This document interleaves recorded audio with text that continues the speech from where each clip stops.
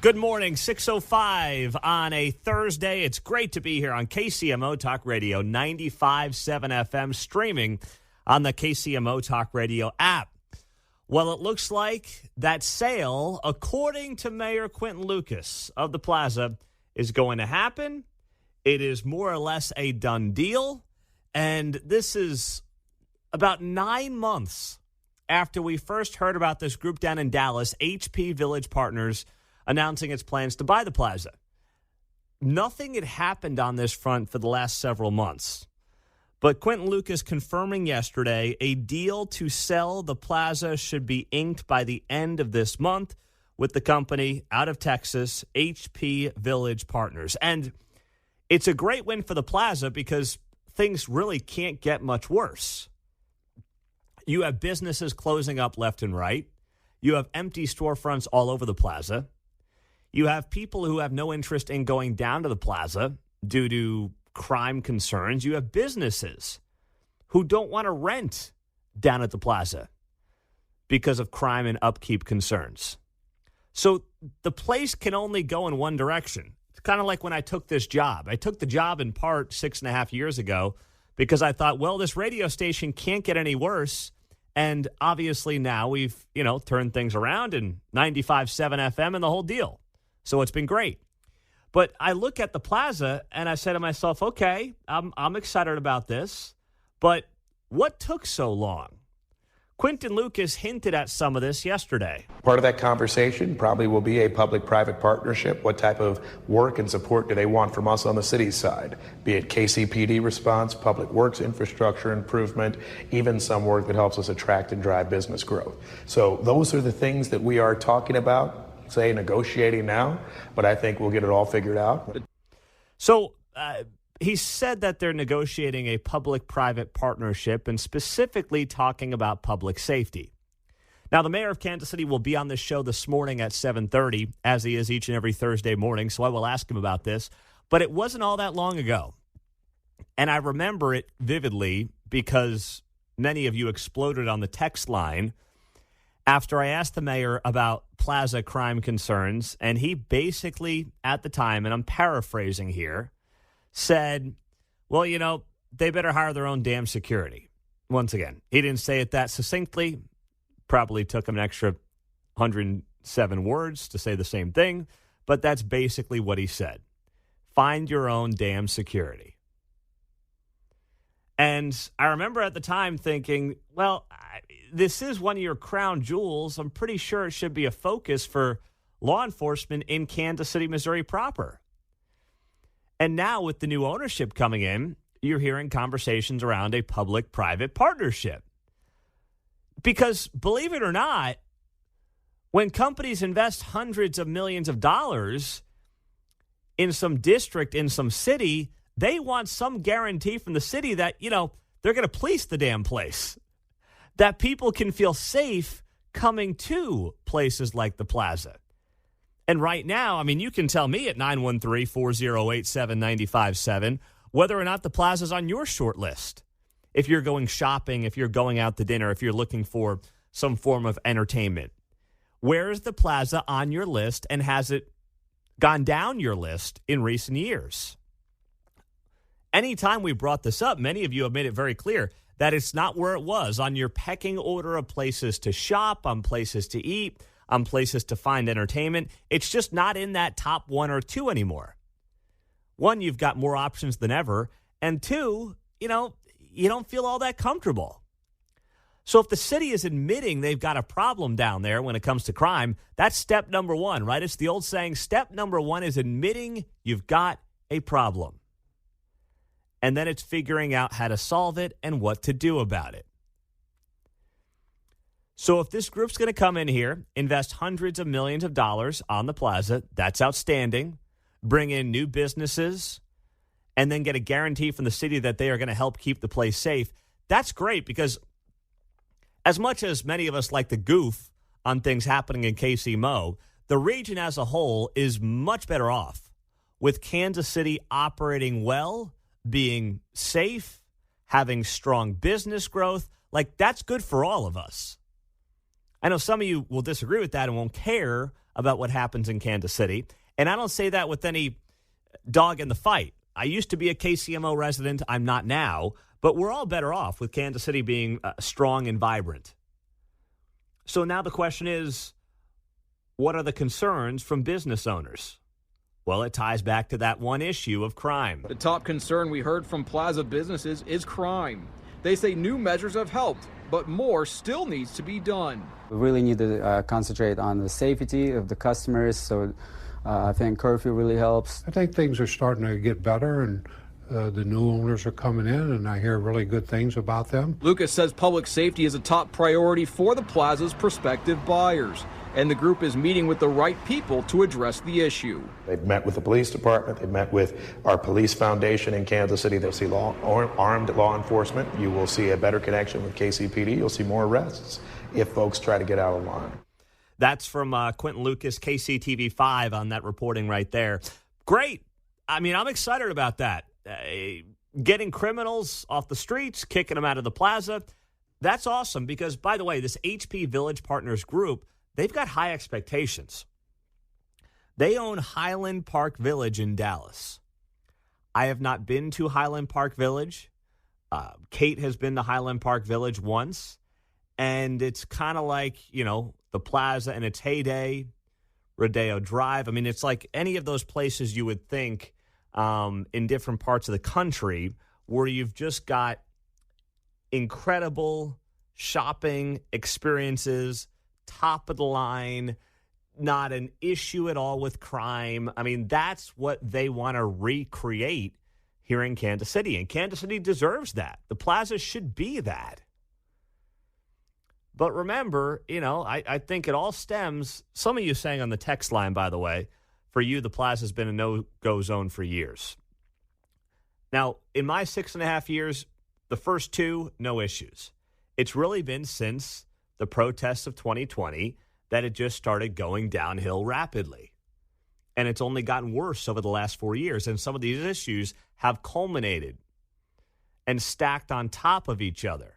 Defunding the police attempt leads to police leaving the force, leads to being down 300 cops, leads to low morale, leads to, you know, cops not being proactive, understandably, in some situations, not as much of a presence where they should have a presence, and then chaos ensues. So it's these issues that kind of snowball on top of each other. But I don't believe that the plaza was a no-go zone even just 4 or 5 years ago. It really was post-2020, post-COVID, when things just clearly and rapidly deteriorated.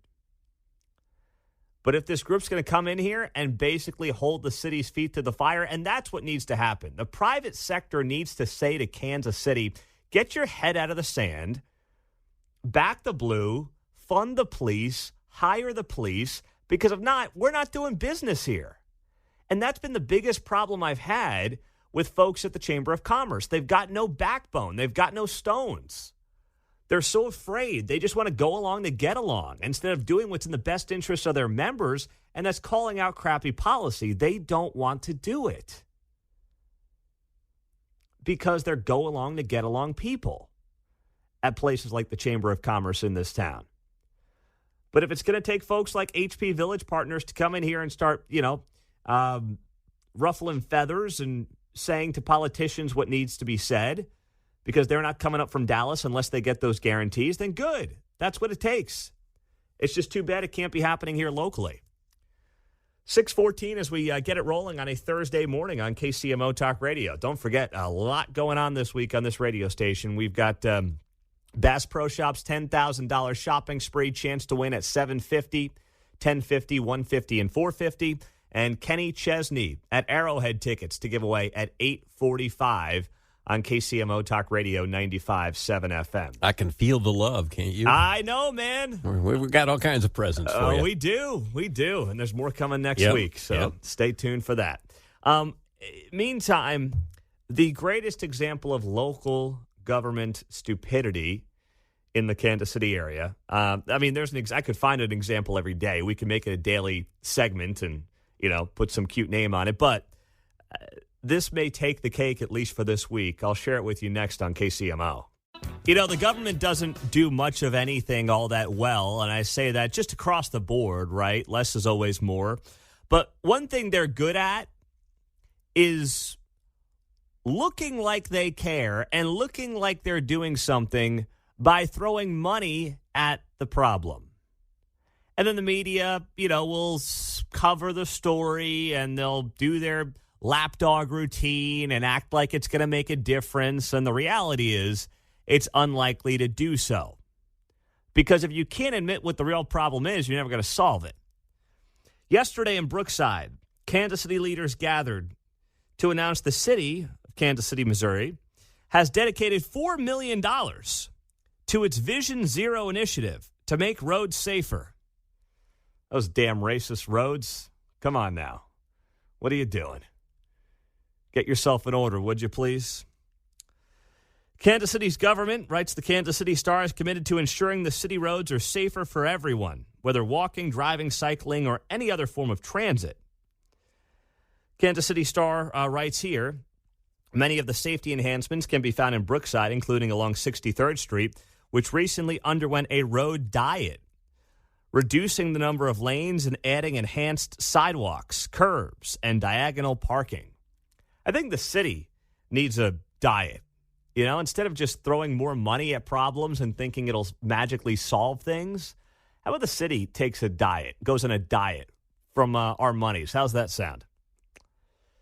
A signalized light and crosswalk were also added to protect pedestrians, runners, and bicyclists using the trolley track trail as they cross 63rd Street. Kansas City has 300 Vision Zero projects completed or underway. It also touts having more than 30 miles of lanes that protect people on bikes, scooters, foot, or other modes of mobility from traffic. So here are the numbers. Last year, there were 102 traffic deaths in Kansas City, Missouri. That's just one shy of the record of 103 set back in 2020. So far this year, there have been 47 fatalities, which is up 38% from the same period last year. So Kansas City is on pace to exceed the record this year. So what are they going to do? How are they going to solve the issue? They're going to invest $4 million in their Vision Zero initiative. Now, why do you think there are more traffic fatalities?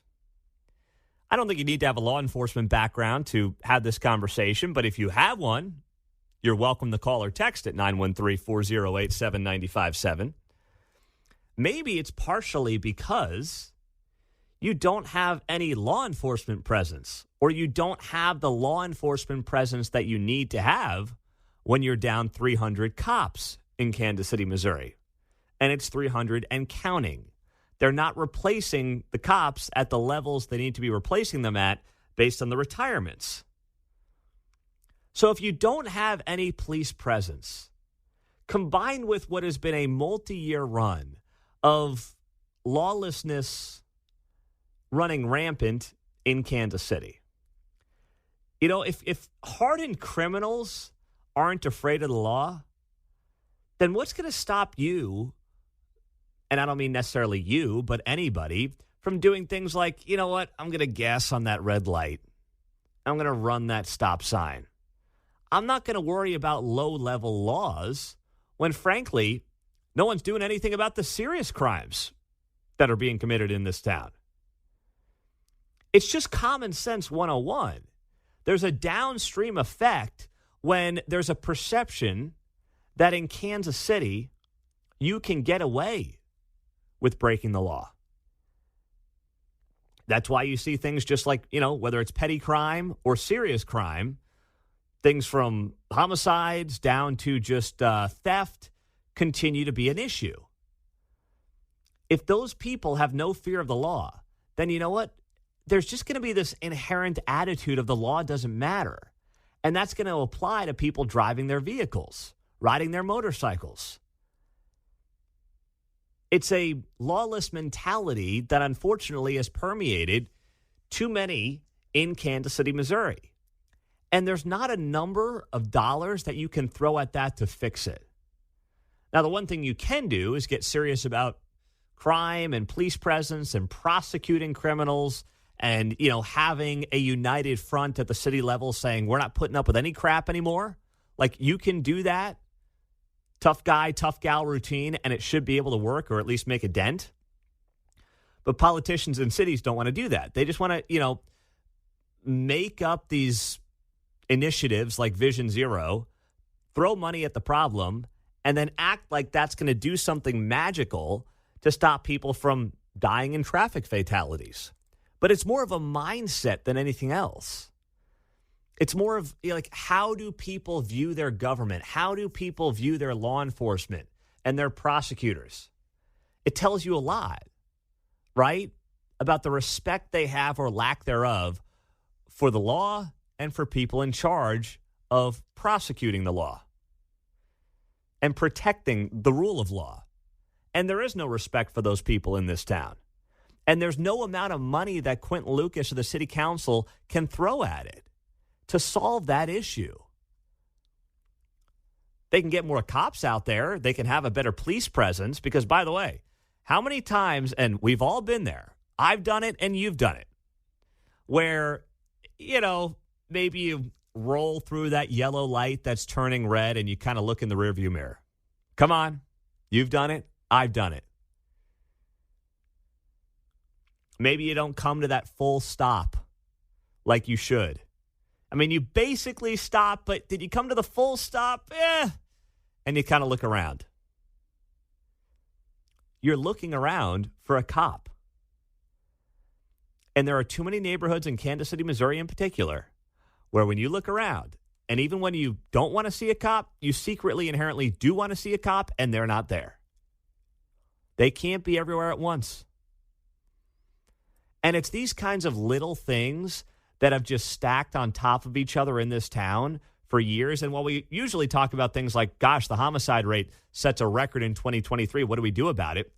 It leads all the way down to smaller crimes and traffic fatalities, which don't get the attention of things like, homicides, are still going to be impacted by this.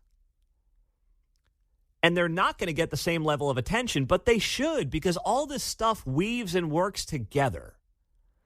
And the sooner we can just admit that, the better off we're going to be to finally get to a solution. But it's not dumping, as the city said yesterday in Brookside, $4 million into this plan of Vision Zero, which is, just a made-up, sound-good plan of we're going to reduce traffic fatalities to zero by whatever the goal is. I want to say it's like 2030 or something like that. Yeah, money, that'll solve it, said nobody ever except for the elected leaders.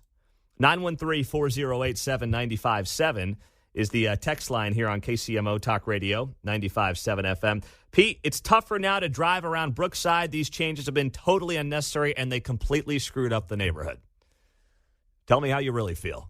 News coming up in 2 minutes. Taylor Riggs from Fox Business Network on Jerome Powell's press conference at 6:50 on KCMO. This is funny on the text line, 635. As we get it rolling, Kansas City announcing a $4 million investment in Vision Zero, which supposedly is supposed to end traffic deaths. I also don't like that, just the name Vision Zero. Like, I know it's always good to have the goal of having nobody die in a traffic death, but can we create a realistic name? Like in private business, you would never make a name like that because you got to be realistic as to what your goals are in corporate America and the real world. But in government, you just throw stuff that sounds really good against the wall and Vision Zero, we want no one to die. Yeah, I mean, ideally. And then there's things like human beings that happen and make major mistakes. On the text line, Pete, people in Kansas City regularly drive like they just robbed a bank while using their phones. No, that's true. You see too much of it. Now, this brings up the interesting question, too. Where are these things happening? Well, here's the numbers. I've got this from 2022. These are the intersections per KCPD where the highest number of accidents occur on a regular basis. 71 Highway in Gregory, 71 Highway in 55th Street, 71 Highway in 59th Street, 75th Street and Ward Parkway, Independence Avenue and Van Brunt, 39th Street and Southwest Traffic Way. What do all these places have in common, by the way? They're all just really clunky intersections. Now, of course, you may also note that maybe they're not the most prosperous parts of town, and that's also true as well. If you have places with more crime, you have people who are more likely to be driving like maniacs. Absolutely true. But also, they're just crappy intersections. I mean, everything along 71 Highway just is terrible. It's a terrible driving experience, right? Just absolutely awful. You can't get a worse driving experience than trying to get in and out of neighborhoods on 71 Highway. 75th and Ward Parkways. This is Jewel because you've got the parkway there. Maybe room for 2 cars at the light that they put right there. I think they need to reconfigure that light. So sometimes, people are trying to get the heck out of the way, and they're going to run it, and that's going to cause a problem because you've got, 3 lanes north and south, right, and just one each way going east and west. And then if you get stuck in that awkward middle spot. Right there in the middle where the parkway is. And that's what happens in a lot of these 71 Highway deals, too. You have that awkward middle part where people may try to pull in, get to the middle part, wait for the next light, and it's just a mess. Yeah, 75th and 49. It's coming around the mountain and down the hill on you. So, and they put up the warning things, but I don't think people seem to pay attention to those. They don't. So the whole thing's just an absolute mess. And, we all want to see it fixed, but gosh, I'm not sure if dumping millions of dollars into, new streetlights is really the answer here. It's kind of like putting whipped cream on a cake of poop or something. Victor's in Parkville. He's on KCMO. Hey, Victor, good morning. Interesting analogy there.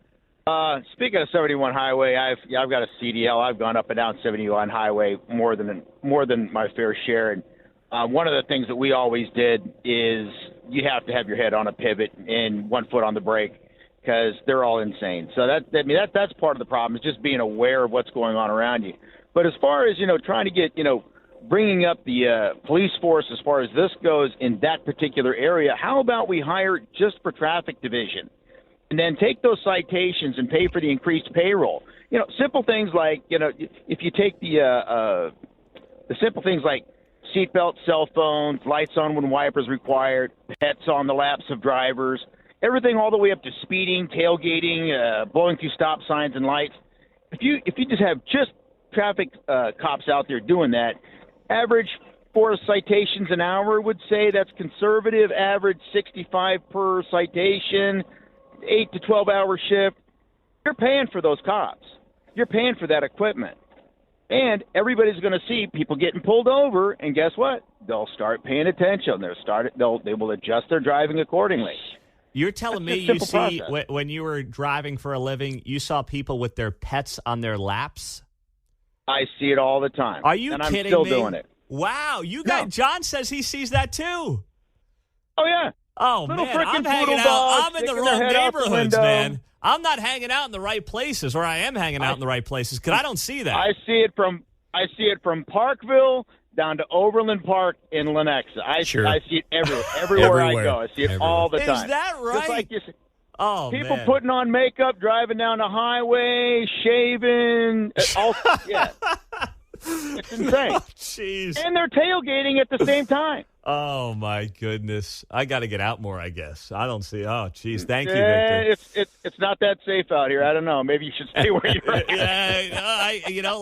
I was saying last night to Kate, we were hanging out last night, having a little catch-up on the front porch. It was 8:45 at night. Looked like it was 4 in the afternoon.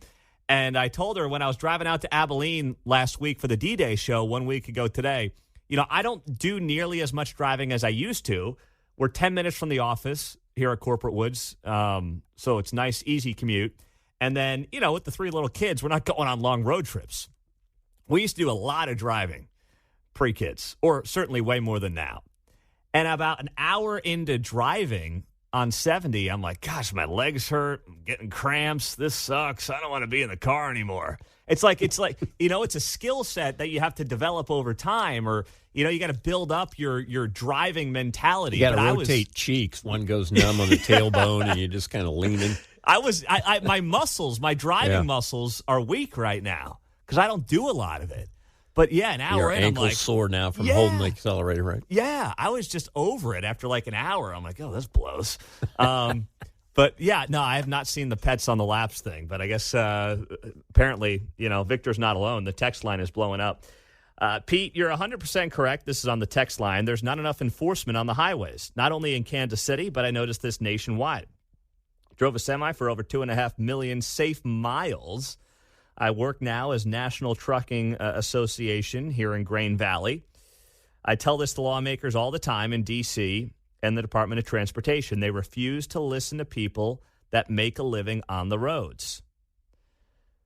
Yeah, because what works is not sexy. That's on the text line, 913-4087-957.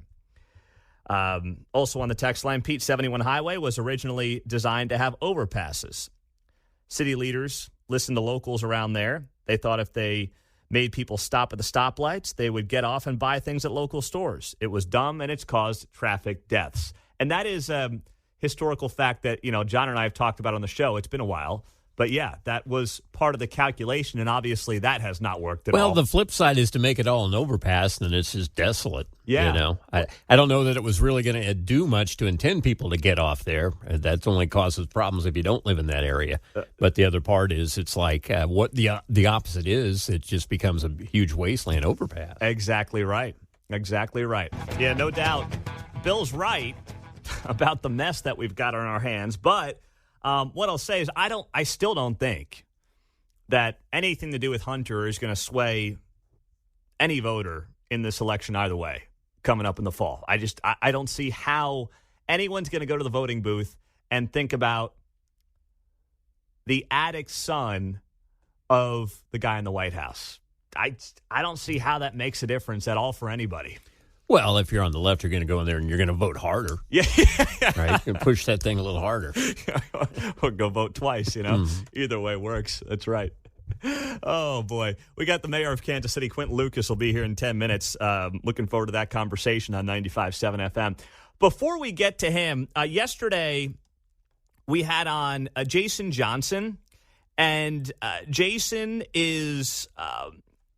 he's not an attorney at all for the Eric DeValcanair family, the former KCPD detective who currently finds himself in prison. But he is the president of the Law Enforcement Legal Defense Group, and he was on the show yesterday to talk about DeValcanair's case. And there's one thing that really stood out to me that I had not put together the time. I mean, I obviously had read this, but when I really put the timeline into perspective based on what he said, it made this case all the more ridiculous. Eric DeValcanair in prison after being found guilty in the shooting of Cameron Lamb from December of 2019, where, he finds himself in a high-speed chase with this guy. He ends up shooting him. Of course, this goes back to, like I said, late 2019. They're doing their job. It brought up Fourth Amendment issues and the whole deal. But the timeline on when the Jackson County prosecutor, Gene Peters Baker, decided to bring these charges is very telling and shows the highly political nature of this office.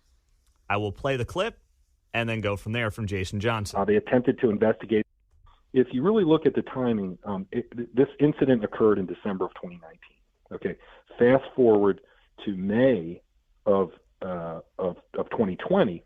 That is when George Floyd died, obviously in a confrontation with Minneapolis police officers that all your listeners are familiar with. 24 days later is when Eric is indicted by the Jackson County prosecutor. And so the timing, I mean, you can't look at this incident without looking at the timing and getting an understanding what's really driving it. And it's politics. It's reacting to politics. Jason Johnson yesterday right here on KCMO Talk Radio. And, I knew it was sometime after. And obviously we've been following this case, but I didn't realize it was 24 days after George Floyd's death up in Minneapolis, which came, probably 2.5 weeks or so after all the riots and demonstrations down in the Plaza. And then Gene Peters Baker is like, you know what? Fine, we're going to go after this guy. We're going to take him down. It was all politics. I felt like I remembered at the time thinking to myself, how AAA, how Me Too, how we're going to, it's a smaller version, The off-Broadway. Yeah, the off-Broadway version of We George had all Floyd. that going on. I thought, oh, well, of course. Yep. Here we go. They'll turn DeValcon Air into Derek Chauvin of Kansas City. And when you view it as that and then everything that comes afterwards kind of makes more sense, doesn't it? Mm-hmm. And he'll become the sacrificial lamb in this town. And to put that timeline into perspective matters. To think about, gosh, if the George Floyd situation did not happen, is Eric DeValcon Air home with his family right now? Does the Jackson County Prosecutor's Office not pursue this indictment and this ultimately guilty verdict against the former KCPD detective in the shooting of Cameron Lamb from December of 2019?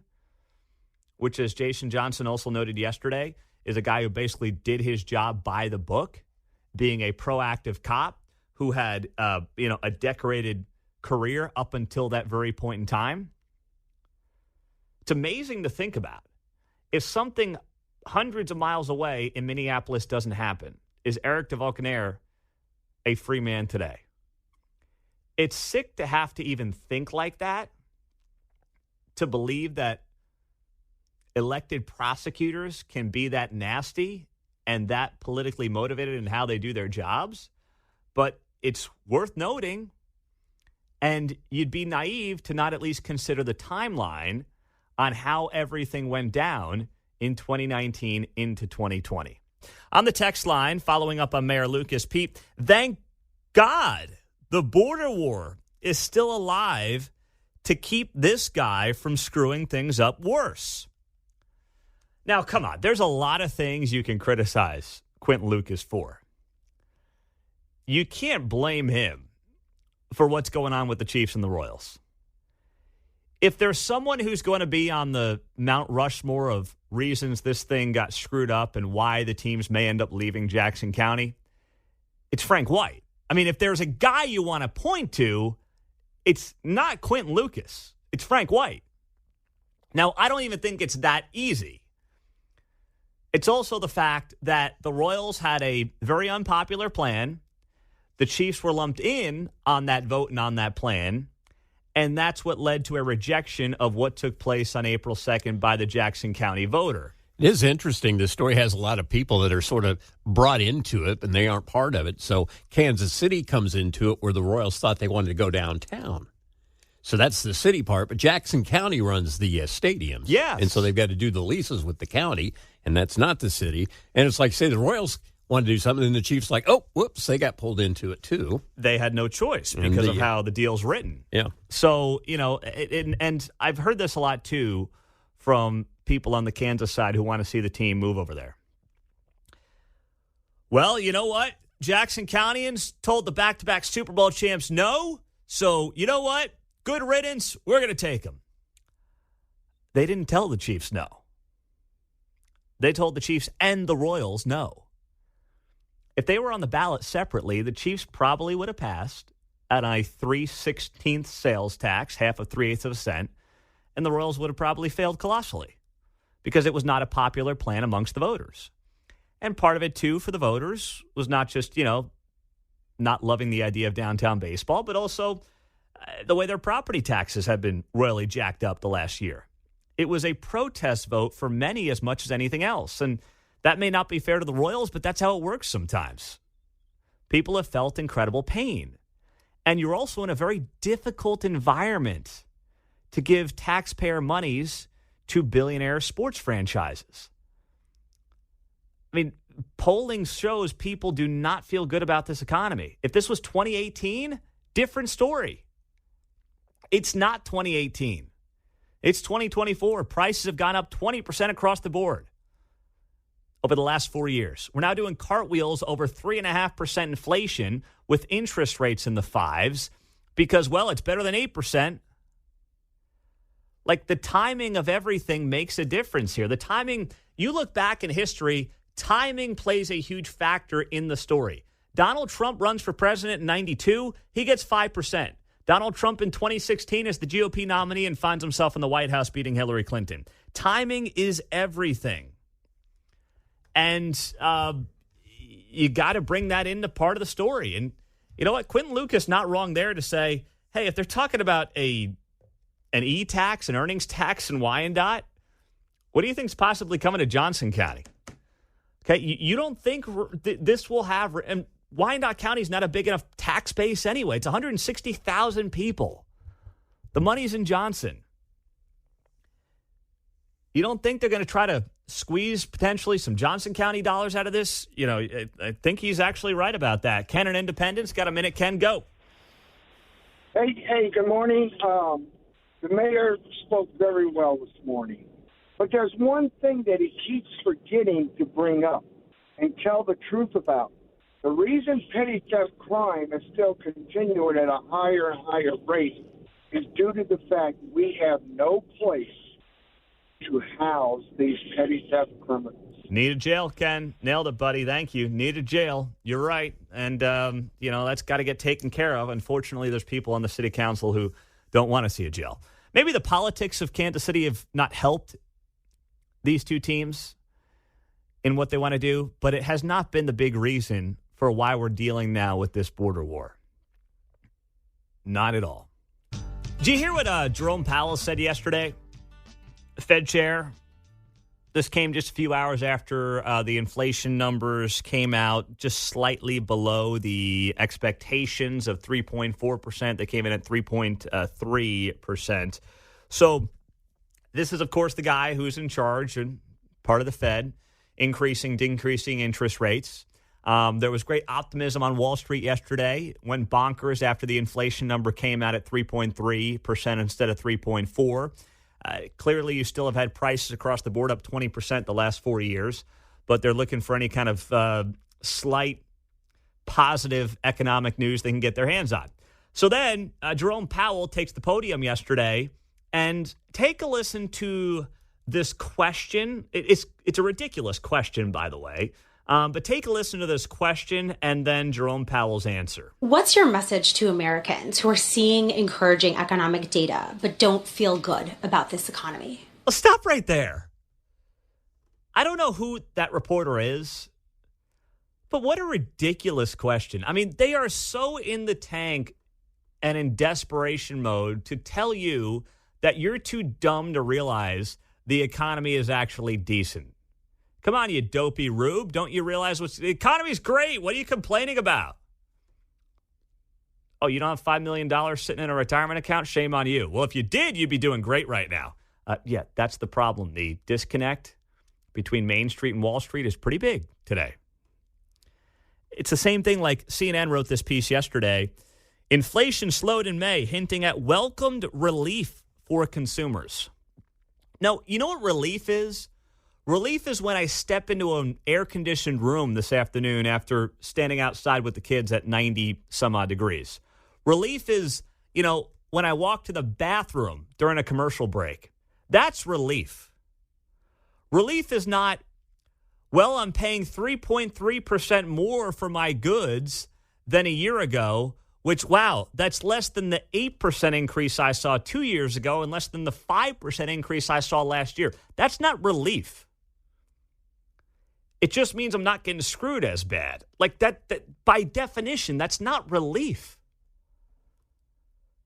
But they're so desperate to try to convince you of something that they want to be true. And we all know why, because of what's around the corner coming up in November. So I'll replay that question for you, and then we'll hear Fed Chair Jerome Powell's answer. What's your message to Americans who are seeing encouraging economic data but don't feel good about this economy? I don't think anyone knows, has a definitive answer why people are not as happy about the economy as they might be. And we don't tell people how they should think or feel about the economy. That's not our job. People experience what they experience. Oh, that's such a nice man. Is what the data show, which is we've got an economy that's growing at a solid pace. We've got a very strong labor market with unemployment at 4%. It's been a long time since we've had a long stretch of time with unemployment at or below 4%, very long time. We had a period of high inflation. Inflation has come down really significantly, and we're doing everything we can to bring that inflationary episode fully to a halt and fully restore price stability. We're confident that we'll get there. And in the meantime, it's going to be painful for people, but the ultimate pain would be a period of long period of high inflation. It is people who, lower income people who are at the margins of the economy who have the worst experience, who experience the most pain from inflation. So, it's for those people, for all Americans, but particularly for those people that we're doing everything we can to bring inflation back down under control. All right. It's a reasonable answer from Jerome Powell after a ridiculous question. He said, we don't tell people how to feel about the economy. Good. He's not up there trying to be a politician. That's not his job. I can respect that answer, at least that part of the answer from Jerome Powell. And then there also was the back end of the answer, which was probably the most important thing he said when he said this. It is people who, lower income people who are at the margins of the economy who have the worst experience, who experience the most pain from inflation. That's right. Inflation is a tax on the working class, down to the working poor. That's why, anytime a politician, whether it's Pops or anybody else, tells you, hey, I'm not raising taxes on anybody making under $400,000. Well, actually, those making over $400,000 have been doing just fine. I mean, inflation, the price of eggs and toilet paper doesn't really impact you when you're making over $400,000. When you're making $40,000, you feel it. Not at $400,000. But at 40, you'll feel it much more than at 400. That's why inflation's the worst kind of tax, because it's literally a regressive tax that impacts people towards the bottom way more than those at the top. And when Powell goes on to say, hey, we got to get these people relief, well, you're not going to get them relief. Stack them up. So the inflation number yesterday comes in at 3.3. May of 2023, the inflation number was 4. May of 2022, the inflation number was 8.6. May of 2021, the inflation number was 5. Stack all those numbers together, you got a 21% increase in prices over the last 4 years. Because remember, they compound on top of each other. That's how inflation works. It's not like we start at a base level and one year they're up 5%. The next year we go back to the base level, they go up 8%. Then we revert back to the base level, they go up 4%. No, it's 5 stacked on top of 8.5, stacked on top of 4, stacked on top of 3. They compound. You don't revert back to the mean and then jump prices up from there. They're stacking. They're compounding. So they can't, no one who is living in the real world can look at these numbers and say, whoo, boy, it's about time we started getting some relief around here. And if you say that, you're out of touch. I know it may be what all of us want to be true. I don't want there to be economic pain. Leave the politics out of it. I don't want there to be economic pain for people right now. But it's just not being honest with how inflation works. And Powell's trying to ride that fence in his answer there, which I respect. But it's also like you just got to tell these reporters, hey, people have felt the pain. It impacts those at the lower end more than those at the higher end. And, if you don't understand that, then let's go through an Econ 101 lesson here and make you realize how this actually works and how the pain is real and people are paying the price, and they have been for the better part of 4 years.